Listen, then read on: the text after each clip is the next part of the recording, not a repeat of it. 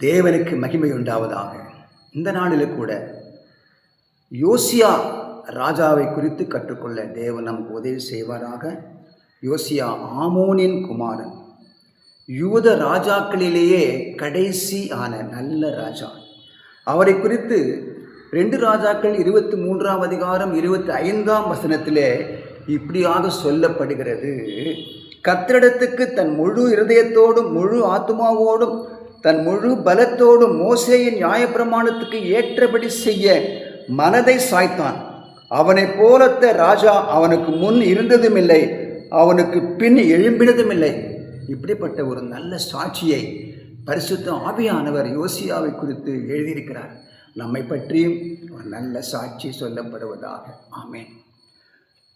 8 வயதாகும் போது ராஜாவாகி 31 ஆண்டுகள் எருசலேமிலே ஆட்சி செய்தான்.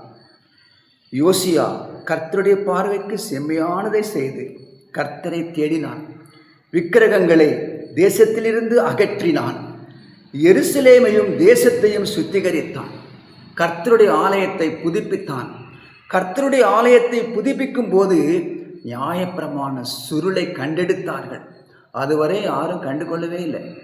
ஆனால் யோசியா ராஜா அந்த நியாயப்பிரமாணமாகிய தேவ பிரமாணத்தை கண்டவுடனே மிகவும் கருத்தோடு கூட அதன்படியே ஆட்சியை செய்தான். மக்கள் எல்லாருக்கும் அந்த பிரமாணங்களை போதித்தான். மக்களும் கூட அதை மதித்து ஏற்றுக்கொண்டார்கள். யோசியா ராஜாவை குறித்து 1 ராஜாக்கள் 13ஆம் அதிகாரத்தில் யோசியா பிறப்பதற்கு வெகு ஆண்டுகளுக்கு முன்னதாகவே முதலாவது இஸ்ரவேலின் ராஜாவாகிய யெரொபெயாம் நன்றி கெட்ட ஒரு கெட்ட ராஜா, அவனுக்கு முன்பாக சொல்லப்பட்ட ஒரு தீர்க்க தரிசனத்தின்படியே யோசியாவின் பெயரை சொல்லி யோசியா என்ற ராஜா வருவார், இப்படியெல்லாம் செய்வார் என்று சொல்லப்பட்டபடியே நடந்தது. யோசியா ராஜா யூத ராஜாக்களிலேயே மிகவும் நல்ல ராஜா.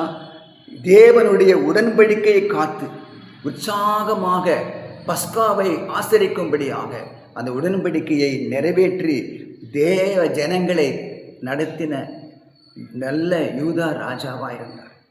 எகிப்து மன்னன் நேகோவோடு கூட அவசியமே இல்லாத ஒரு யுத்தம் செய்யப்பட்டது.